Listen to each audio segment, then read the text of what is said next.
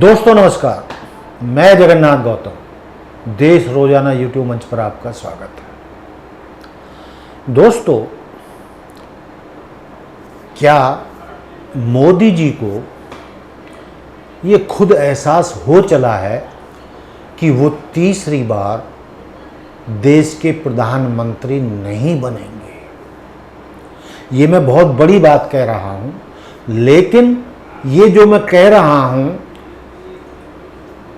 मोदी जी के जो वचन हैं भाषणों में, चुनावी भाषण हैं, उन्हीं के भाषणों को सुन सुनकर मैं चिंतन मनन पिछले सप्ताह से कर रहा हूं, या जब से चुनाव शुरू हुए हैं तब से बहुत बारीकी से उनके भाषणों को टीवी चैनलों पर सुन रहा हूं। ऐसा लगता है क्या मोदी जी अपने दिए हुए पिछले भाषण को अगला भाषण देने से पहले क्या कभी सुनते नहीं हैं? क्या उनको ये नहीं पता होता कि मैंने पिछले भाषण में जो बोला था मैं इस भाषण में उससे अलग बोल रहा हूँ, या अपने पिछले ही भाषण को खुद ही झुटिया रहा हूँ? तो समझ में नहीं आता मोदी जी ऐसा कर क्यों रहे हैं। बेशक मोदी जी के लाखों भक्त हैं, भाजपा विश्व की सबसे बड़ी पार्टी है, उसके समर्थकों की करोड़ों में संख्या है, लेकिन क्या देश की जनता को मोदी जी ने इतना बेवकूफ़ समझ रखा है कि देश के 144 करोड़ लोग क्या उनके झूठ को नहीं पकड़ पाएंगे, या उनकी हर गलती और झूठ को माफ़ कर देंगे, या देश की बुद्धिजीवियों, पत्रकारों या मीडिया कर्मियों में इतनी अकल नहीं है कि मोदी जी जो इतना झूठ बोल रहे हैं उसे मीडिया पकड़ रहा है, आम जनता पकड़ रही है, देश के वोटर पकड़ रहे हैं, और वो जितना जैसा झूठ बोल रहे हैं, क्या उसका इन लोकसभा चुनावों पर उल्टा असर पड़ने नहीं जा रहा है?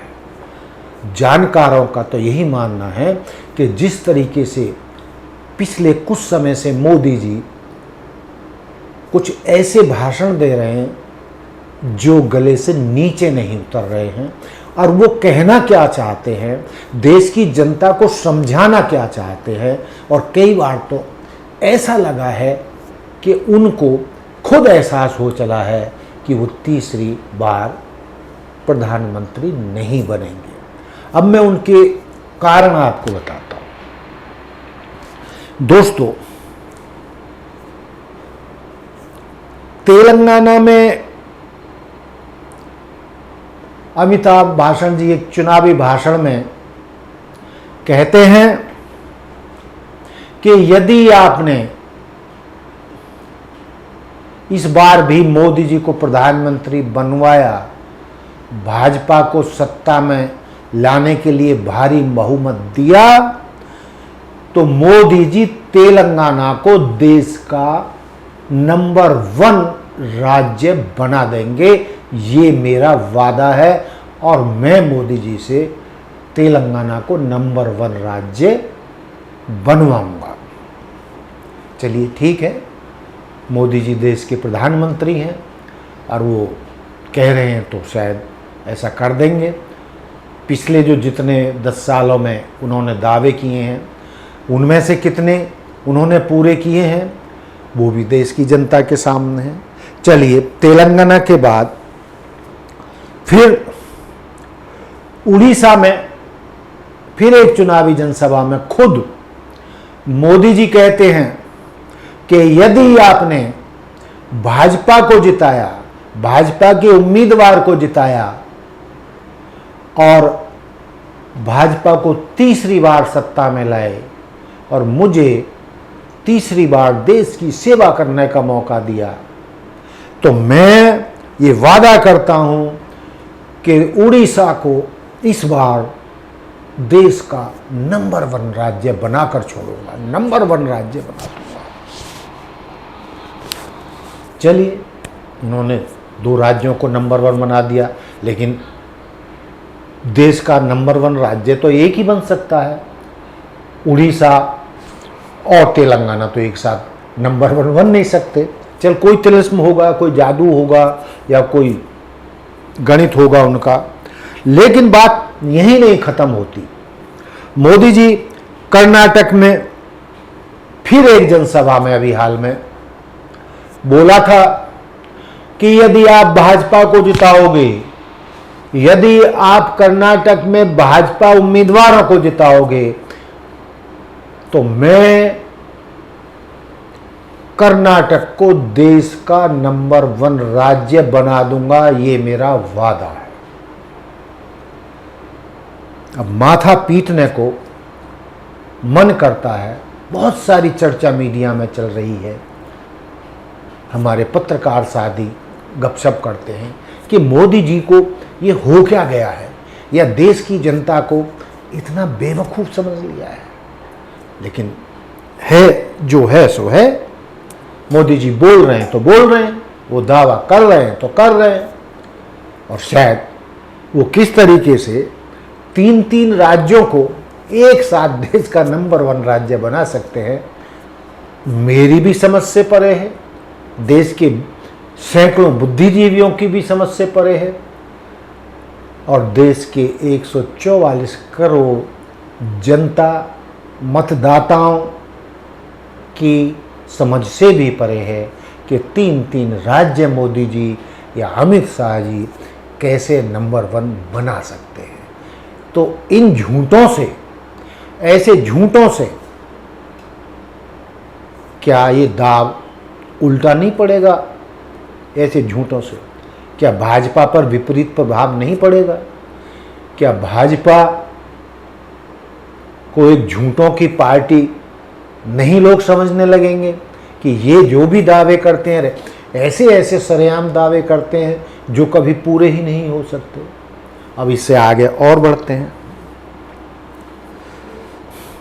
अभी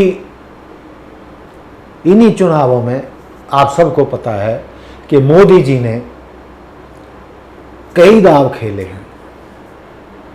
शुरू में ऐसा नहीं लग रहा था और वो मुसलमानों के खिलाफ नहीं बोल रहे थे, लेकिन शायद उनको उनकी हताशा सामने आ गई, जैसा कि कुछ माहौल लग रहा है कि भाजपा अब उतनी सीटें नहीं जीतने जा रही है, या 400 नहीं जीतने जा रही है, या पिछली बार जितनी सीटें भाजपा जीती थी उतनी जीतने नहीं जा रही है, या भाजपा 272 सीटों से भी शायद नीचे रह जाए। तो मोदी जी ने आखिरी दाव चल ही दिया और उन्होंने मुसलमानों के खिलाफ मोर्चा खोल दिया। और आपको मालूम ही है कि उन्होंने कहा कि ये जो कुछ भी होगा ये सब मुसलमानों में बांट देंगे। यदि आपके पास 2 भैंसें होंगी तो 1 भैंस मुसलमानों को दे देंगे, आपके पास 2 घर होंगे तो आपका 1 घर चीन के कांग्रेस या इंडिया गठबंधन मुसलमानों को दे देगा। इस तरीके की उन्होंने एक नहीं कई बातें कही, बल्कि यहाँ तक कहा कि आपके मंगलसूत्र तक छीनकर कांग्रेस मुसलमानों में बांट देगी। कि ये बातें जो वास्तव में कभी हो नहीं सकती, अनहोनी बातें मोदी जी क्यों कर रहे हैं, इन बातों पर क्यों उतर आए हैं? देश के करोड़ों लोग अब ये सोचने के लिए मजबूर हो गए हैं कि मोदी जी इतना झूठ क्यों बोल रहे हैं, किस लिए बोल रहे हैं। क्या उन्हें ये एहसास नहीं है कि जनता उनके झूठ को पकड़कर भाजपा को ही सत्ता से हटा सकती है, क्योंकि झूठे वादों से कभी सत्ता हमेशा के लिए नहीं हथियाई जा सकती। इसके अलावा और चलिए कि कभी कुछ बोलते हैं, कभी कुछ बोलते हैं, कभी पिछले जो चुनावी भाषण दिया है पिछली जनसभा में और अगली जनसभा में उसके खिलाफ कुछ ऐसा भयंकर झूठ बोल जाते हैं जिनका दोनों भाषणों में कोई तालमेल बैठता नहीं है। जब वो पिछले दिनों बनारस में थे, जब वो पर्चा भर रहे थे, नामांकन दाखिल कर रहे थे, उसी दौर में उन्होंने एक चैनल की मुस्लिम पत्रकार को एक इंटरव्यू में, लंबे इंटरव्यू में, 22 मिनट के इंटरव्यू में ऐसे कई दावे किए थे कि जिससे लगता है कि जो मोदी जी का दशकों का सार्वजनिक जीवन रहा है या राजनीतिक जीवन रहा है, उससे वो सारी बातें उलट थी। उन्होंने उस चैनल की महिला एंकर से दावा किया कि मैं तो मुसलमानों के खिलाफ हूं ही नहीं, मैंने तो मुसलमानों के खिलाफ कभी कुछ बोला ही नहीं। और वो यही नहीं रुके, उन्होंने कहा कि जिस दिन मैं मुसलमानों के खिलाफ बोलूंगा,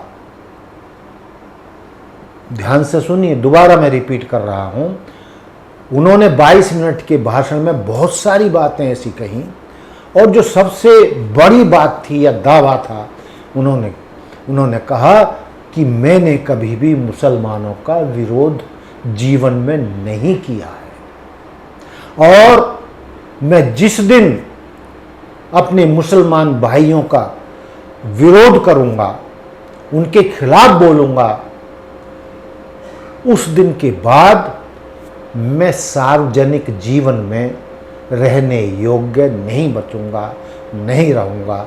ये मेरा संकल्प है। यानी उन्होंने संकल्प कहा कि मैं मुसलमानों के खिलाफ नहीं हूँ, ना मैंने मुसलमानों के खिलाफ कभी कुछ कहा है, ना मैं कभी उनके खिलाफ बोलता हूँ। ये झूठे आरोप हैं। ये 22 मिनट के भाषण में उन्होंने इस तरीके के कई आरोप दोहराए। लेकिन दोस्तों, बनारस के बाद अगली ही एक जनसभा में फिर उन्होंने मुसलमानों के खिलाफ मोर्चा खोल दिया। पूरा देश हैरान रह गया, चौंका। देश के करोड़ों लोग चौंके कि मोदी जी ये कर क्या रहे हो, मोदी जी आप ये बोल क्या रहे हो। अभी तो बनारस में आप ये बोलकर आए हो कि मैं जिस दिन मुसलमानों के खिलाफ बोलूंगा, मुझे सार्वजनिक जीवन में रहने का कोई हक नहीं रहेगा, ये मेरा संकल्प है। और आप फिर मुसलमानों के खिलाफ बोल रहे हैं, फिर मुसलमानों के खिलाफ भाषण दे रहे हैं, फिर चुनाव जीतने के लिए मुसलमानों के खिलाफ अपना अभियान चला रहे हैं। तो मोदी जी को आखिर हो क्या गया है? देश के हजारों पत्रकार, हजारों लाखों बुद्धिजीवी और करोड़ों लोग ये सोचने पर विवश है कि मोदी जी अनाप शनाप ऐसी बातें क्यों कर रहे हैं जिन पर कभी विश्वास नहीं किया जा सकता। तो जिस तरीके की बात उन्होंने बनारस में बोली और ये संकल्प कहा कि मेरा ये संकल्प है कि मैं जिस दिन मुसलमानों के खिलाफ बोलूँगा, देश के मुसलमान भाइयों के खिलाफ बोलूँगा, उस दिन के बाद मुझे सार्वजनिक जीवन में रहने का कोई हक नहीं है। ये मेरा ये संकल्प है। तो दोस्तों, क्या मोदी जी के अंदर से कोई ऐसी आवाज़ आ रही है कि वो तीसरी बार प्रधानमंत्री नहीं बनेंगे? क्योंकि उन्होंने संकल्प दोहराया कि मैं मुसलमानों के खिलाफ बोलूँगा तो मुझे सार्वजनिक जीवन में रहने का कोई हक नहीं है। लेकिन इतनी बातें करने के बावजूद भी फिर अगले ही जनसभा में लगातार वो मुसलमानों के खिलाफ बोल रहे हैं। तो मेरी तो समझ से परे है। मैं अपने दर्शकों से कहना चाहता हूँ, पूछना चाहता हूँ कि मोदी जी इतना झूठ क्यों बोल रहे हैं, किस लिए बोल रहे हैं, क्या उसकी मजबूरी है, और ऐसा झूठ बोल रहे हैं जो रोजाना पकड़ा जा रहा है। तो बहरहाल मैंने अपनी बात कही, भाषण मोदी जी के थे, मैंने आपके सामने रखे। अब ये फैसला करना हमारे दर्शकों का काम है कि मोदी जी के इन झूठे वादों पर, इन झूठे भाषणों पर वो कितना यकीन करते हैं और मोदी जी के इस तरीके के भाषणों से देश को वो कहाँ ले जाना चाहते हैं। तो दोस्तों, ये था आज का मेरा मुद्दा कि मोदी जी का झूठ देश की जनता पकड़ने लगी है। अब आंख बंद करके उन पर यकीन नहीं करेगी, उनके वादों पर, उनके दावों पर अब देश की जनता उस तरीके से यकीन नहीं करेगी जिस तरीके से पिछले 10 सालों से कर रही थी। तो दोस्तों, देखते रहिए देश रोजाना। मिलते हैं कल फिर नए मुद्दे पर बात करेंगे। देखते रहिए देश रोजाना। जय हिंद, जय भारत, जय संविधान। नमस्कार। हमारे साथ जुड़े रहने के लिए देखते रहिए देश रोजाना का YouTube चैनल सब्सक्राइब कीजिए। साथ ही देश रोजाना की खबरें सबसे पहले देखने के लिए प्रेस कीजिए बेल आइकन।